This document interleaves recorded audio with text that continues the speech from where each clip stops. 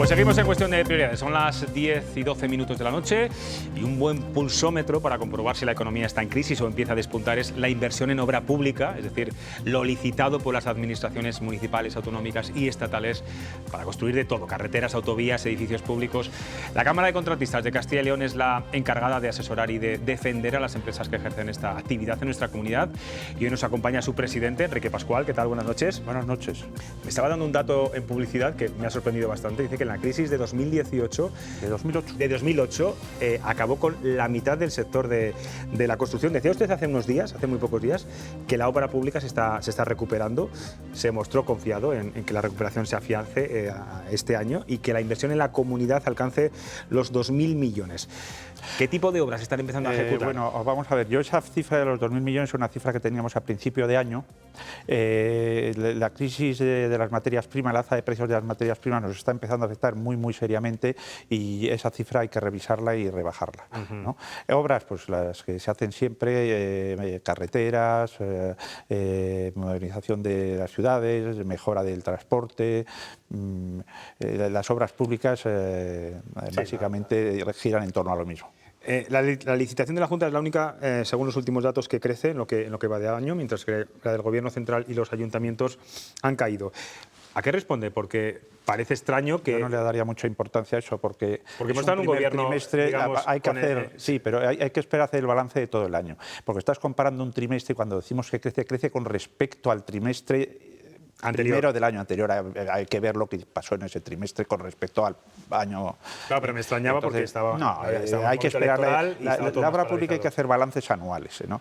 Yo tengo confianza en que este año, el año pasado, el año 19 pre-COVID fueron 1.100 millones. El año COVID nos afectó, yo creo, razonablemente, o sea, lo llevamos bien, bajamos a 900, ¿no? En 2021 pasamos a 1.400 y si no hubiera llegado esta crisis energética hubiéramos alcanzado los 2.000 millones. Nos situaremos, yo creo, con repetir la cifra del año pasado, yo me daría por satisfecho. Pero ya no es tanto un problema de volumen, que ya son unos volúmenes razonables, aunque yo considero que Castilla y León necesitará estabilizar su inversión pública de las tres administraciones en torno a los 2.500 millones. Eso sería una cifra razonable para un territorio en extensión y en número de habitantes como es Castilla y León, para hacernos homologables a regiones europeas próximas, ¿no? En España, en todo el territorio español, se infraconstruye, ¿no? Y en Castilla y León es una excepción. O sea, España tiene que recuperar pulso en construcción, ¿no? Porque si no construyes, no estás poniendo las infraestructuras necesarias para el desarrollo futuro, lo iremos recuperando, pero el problema que tenemos ahora es más que de volumen, es un tremendo problema de precio. Es decir, claro, la subida, el alza es extraordinario y sobrevenido de las materias primas, ha llevado a que de promedio la construcción se haya encarecido, por ejemplo, en 2021, hablo de cifras promedio, evidentemente, un 20-25%, ¿no? Y si en obra pública tú no habilitas y no están habilitados los mecanismos para resarcir a los contratistas de este incremento extraordinario de precios, lo que estás haciendo es a las empresas ejecutar obra a pérdidas, ¿no? Y esta es la tercera crisis. Y esa escalada de precios, más la falta de materias primas, etcétera, todo ese contexto económico complicado, ¿también paraliza obras? ¿Se puede dar cifra de cuánto se ha paralizado en Castilla? Vamos a ver, datos oficiales no hay porque las obras, antes que no es fácil parar una obra pública, necesitas autorización. Entonces muchas veces lo que se hace es se ralentizan, no se empiezan obras nuevas. De momento el primer trimestre no le ha afectado mucho, ¿no? Pero ya los próximos no le ha afectado mucho. Si vamos a datos comparativos con el año anterior, si vamos con las expectativas que teníamos, se han enfriado muchísimo, han bajado bastante. Pero el problema es un problema sobre todo de precio. No hay un mecanismo, las administraciones públicas no están compensando adecuadamente, bueno, adecuadamente no están compensando de momento de ninguna manera este sobrecoste que están soportando las empresas. El Real Decreto 3/2022 y el 6/2022, el primero salió el 1 de marzo y el segundo, que simplemente aclara el primero, ¿no? Salió 28 días después, ¿no? Tenemos muy buenos técnicos. ¿Por qué se hace un decreto que es insuficiente, que no compensa, que tiene 1000 limitaciones, y que a la práctica, cuando tú lo quieres aplicar, resulta que no compensas a nadie del sobrecoste que ha tenido? eso es intencionado, o sea, los técnicos de esta legislación es de la Administración Central.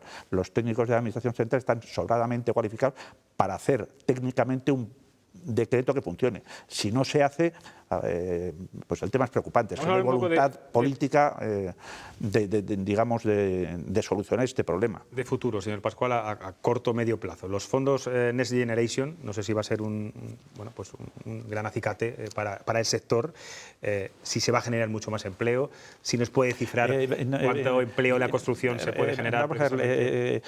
Como comentaba, la crisis de 2008 destruyó el 50% del tejido productivo. Ya centrados en Castilla y León quiere decir que pasamos de 135, 140.000 trabajadores directos a los 60, más bien los 65 que tenemos ahora. Si vamos a buscar más trabajadores no los encontramos. ¿Por qué? Porque no hay gente cualificada y preparada. La generación que tenía que haber preparado a la siguiente se jubiló. Y encima, como no hubo, digamos, utilizando este símil, no hubo partidos de fútbol, pues tampoco los nuevos jugadores se pudieron ejercitar. ¿Es una cuestión también de sueldo? ¿Habría que subir el sueldo en la construcción para hacerlo más atractivo y que la gente joven entrara en el sector? Obviamente, si tú subes el sueldo, pero solo a base de subir el sueldo no consigues, las personas no se preparan, digamos, de un semestre para otro, ¿no? La subida de sueldos, obviamente los sueldos están subiendo, ¿no? Pero también llega un momento que ese sueldo tú lo trasladas al cliente, por ejemplo, en vivienda. A partir de una determinada subida, la demanda cae totalmente. Claro, no... Y si hablamos del sector femenino, en el colectivo femenino en la construcción, tengo un dato aquí, igual me lo corrige, representa el 10%. Nos gustaría. ¿No es así? Un poco menos. Un poco menos. Sí. ¿Cuál sería el dato? Pues estamos más bien cerca del 8. Del 8. Es verdad que ya no es un trabajo con una fuerza, que se requiere una fuerza física gracias a la tecnología, ¿no? Pueden trabajar en construcción perfectamente, igual que yo creo que lo pueden hacer en cualquier otro ámbito. O sea, sigue siendo un porcentaje muy bajo todavía el de mujeres trabajando en el sector. La Cámara ha luchado bastante con el tema de los planes de igualdad. Los hicimos nosotros antes de que fueran obligatorios por ley en construcción. Nosotros exigimos a todas nuestras empresas que tuvieran planes de igualdad. Vamos a ver, es de puro sentido común. Las empresas necesitan talento y el talento lo distribuye la naturaleza con independencia del género. Entonces, si tú solo buscas en el género masculino, pues te estás dejando fuera el 50% del talento que esta industria y todas las demás necesitan. Una población de 50% de mujeres, 37% de mujeres trabajando en actividad y solo un 9% o un 8% construcción, es raro, ¿no? Pues hay que trabajar, hay que mentalizar y hay que espabilar, porque ahí nos estamos dejando mucho talento fuera de nuestras posibilidades, y ahora que necesitamos mano de obra y no la encontramos, pues tenemos que ciertas etiquetas, ¿no? Como que las mujeres no pueden hacer ciertos Perfectamente. Y lo hemos, digamos, hay experiencias de Castilla y León. Se hicieron en el año 2000 el proyecto Dulcinea, que los formamos en la Cámara de Contratistas, e incorporamos a 2 promociones de mujeres, entraron en las obras sin ningún problema, en determinados oficios, solados, alicatados, pladur, obra seca, sin ningún problema y con un rendimiento francamente bueno. Es más una cuestión cultural. Eso es. Señor Pascual, igual es una percepción mía, pero yo tengo la sensación de que cuando voy conduciendo por las autovías cada vez están en peor estado. No es una percepción, es una realidad, ¿no? Hablamos de que la obra pública es segura. Vamos a ver, la seguridad no pasa de 100 a 0 en cuestión de un trimestre, un año, pero el deterioro se va produciendo y la obra pública, vamos a ver, el estado de ciertos tramos de carretera no es muy seguro. Es decir, tú circulas por Orense en dirección Benavente, pues hay veces que te tienes que cambiar de tramo porque el coche te empieza a hacer cosas raras. Si vas en moto, no te cuento, y si eres un transportista, vas con un transporte pesado, pues sí, ¿no? Y hay ciertos elementos de señalización viaria horizontal que es que ni se ven en cuanto, sí, ¿sabes? Entonces vamos perdiendo. Las carreteras son competencia de las 3 administraciones, de las diputaciones, de la Junta, tiene tramos. En Castilla y León hay 32.000 kilómetros de autovía con un valor patrimonial de 28.000 millones. Si hacemos esto y comparamos al otro año, es una cosa que se puede medir perfectamente. A lo mejor en vez de 28 son 26 o son 25, porque el Estado, si no la mantienes, deteriora esa razón de un 2-3% del valor de cualquier infraestructura. Usted es el precursor de un clúster sobre innovación en construcción. Ese es el gran reto, la digitalización en este sector. El gran reto, eso ya es una realidad. O innovas y tienes desarrollo en las empresas de productos de valor añadido, o no tienes ningún futuro. Y si no te digitalizas, pues lo mismo. ¿Qué pasa con la innovación y la digitalización? Que exigen empresas de mayor tamaño de las que tenemos en España en general. España es un país de micropymes, ¿no? Y o nos empezamos a juntar y nos empezamos a hacer empresas de mayor tamaño, o la digitalización para una pyme de en torno a 10 trabajadores es prácticamente imposible. Y la innovación, pues lo mismo, los clústeres ayudan, pero al final la empresa necesita de un mayor tamaño para poder afrontar estos retos. Pero eso es una realidad, ya no... Usted que está muy metido en este mundo. Sí. Cuéntenos un avance tecnológico, de esos que le hayan sorprendido mucho. Bueno, pues un proyecto bonito, un avance tecnológico, un proyecto muy bonito es, están desarrollando nosotros de la Cámara de Contratistas, el Refibre, que es la incorporación de las palas de los aerogeneradores al cabo de 15 años caen en desuso porque ya pierden la elasticidad que deben tener y tal. Entonces, eso es una fibra de vidrio en cantidades industriales que es muy difícil de reciclar. Entonces, hay un proyecto que consiste en, digamos, hacerla pequeños hilitos con unas máquinas y eso incorporarle al firme de las carreteras pensando que se le va a dar mayor durabilidad. Es un proyecto bonito. ¿Por qué? Porque solucionas un problema de residuo, ¿no? Y le das un uso, digamos, una segunda vida en algo que es de gran utilidad. No quiero meterle en líos políticos, ¿eh? Este es un programa muy político, pero en función de quién gobierne en un ayuntamiento, en una comunidad, ¿es más fácil la licitación pública con unos y con otros? Depende más que de partidos, depende de personas, ¿no? Aquí el Ayuntamiento de Valladolid, por un ejemplo cercano, pues lleva una política muy adecuada y trata bien a los en general. Este ayuntamiento con este alcalde y el anterior pues tienen esa vocación en el ayuntamiento de hacer bien las cosas y lo hacen francamente bien. O sea, siempre se ha dicho que con partidos socialistas en el gobierno se invertía más en infraestructura. Se invierte igual. ¿Qué sensaciones tiene del nuevo gobierno PP Vox? El otro día le estuvo visitando Gallardo. Sí, y luego estuve en la toma de posesión y pude estar también en la entrega de los premios y estuve hablando con ellos. Pues a mí, sinceramente, me parece que es un gobierno que llega con ganas, que tiene motivación, que le van a poner ilusión. Yo creo que se van a saber entender, porque son dos formaciones políticas diferentes, yo creo que se van a saber entender. Y tenemos además un hándicap que yo creo que va a ser positivo, y es que al final toda España va a estar pendiente de lo que pase ahí, de lo que pase aquí, perdón, de lo que pase en ese gobierno. Entonces, yo he percibido ilusión, pero ilusión de verdad, llevo 20 años ya estas cosas las pulso, ¿no? Es cuando la gente un poco está dejándose llevar o cuando la gente viene con ganas. Yo creo que la gente viene con ganas, yo creo que han hecho un buen gobierno, hay gente con experiencia, gente que llega nueva, ¿no? La Junta de Castilla y León, pues tradicionalmente a los empresarios nos ha tratado bien, ¿no? Y yo creo que eso no va a cambiar y va a seguir. Yo, en cuanto al gobierno, creo que hemos mejorado y que vamos a tener un buen gobierno para 4 años y que se van a hacer cosas. Hay dos demandas, señor,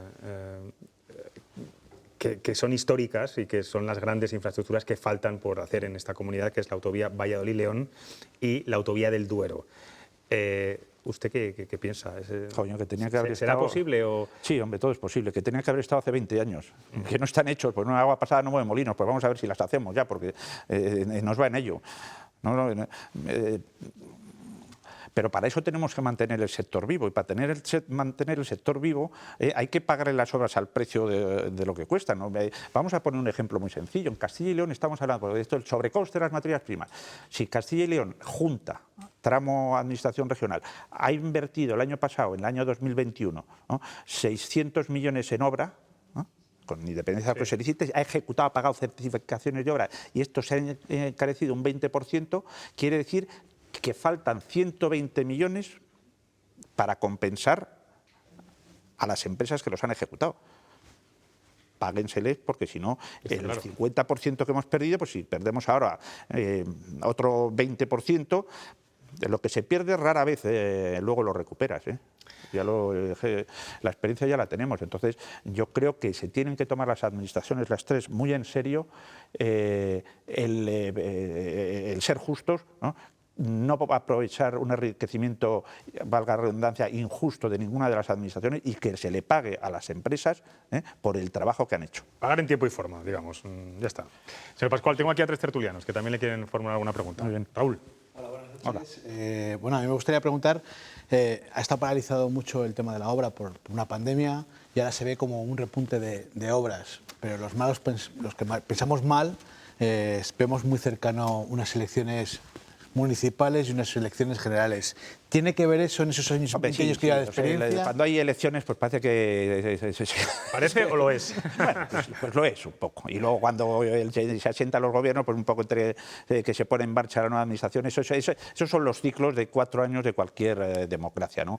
Pues hay años electorales que son mejores y años inmediatamente después que eso te dice la política económica, que se toman las decisiones. Pero ya eso se va notando menos, se va notando menos. Y sobre todo estamos en un contexto en el que en una región, yo me refiero a Castilla y León, en el que se infraconstruye, que no somos diferentes del resto de España, pues ya llega un momento que, oye, ya a menos difícil. Bueno, pero es verdad que es una percepción también mía, ¿eh? Yo cada vez veo más grúas en las ciudades. El caso de Valladolid... Sí, se ha activado bastante. Después de 10 años con el sector residencial muy parado, pues se ha activado en algunas zonas, sí. Las grúas que usted ve son de edificación básicamente, en este caso, residencial. Sí, pues sí se ha activado.